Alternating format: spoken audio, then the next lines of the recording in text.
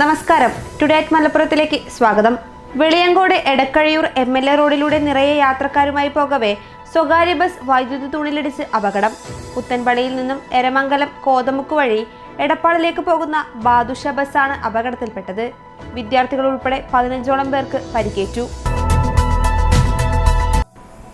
രോഗം മറച്ചുവെച്ച് പോളിസി എടുത്തെന്നാരോപിച്ച് ആനുകൂല്യം നിഷേധിച്ചതിന് ഉപഭോക്താവിന് ഇൻഷുറൻസ് തുകയും നഷ്ടപരിഹാരവും കോടതി ചെലവും നൽകാൻ ഉപഭോക്തൃ കമ്മീഷൻ ഉത്തരവ്.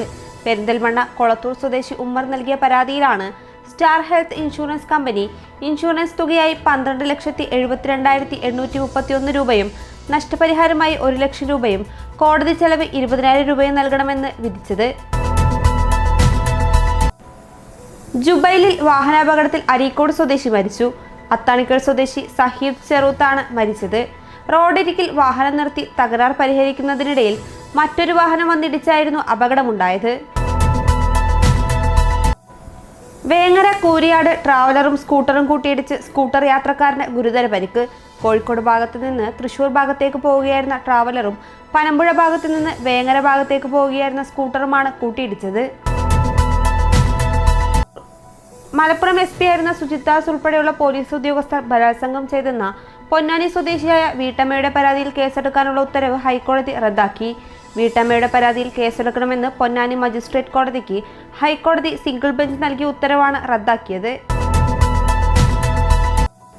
ചേലേമ്പ്ര കാക്കഞ്ചേരി ചെടിയാർമാട് 2 കിലോമീറ്ററിൽ NH6 വരിപ്പാത പൂർണ്ണമായും തുറന്നിട്ടും പലപ്പോഴും റോഡിൽ വാഹനങ്ങളുടെ നീണ്ട നിര.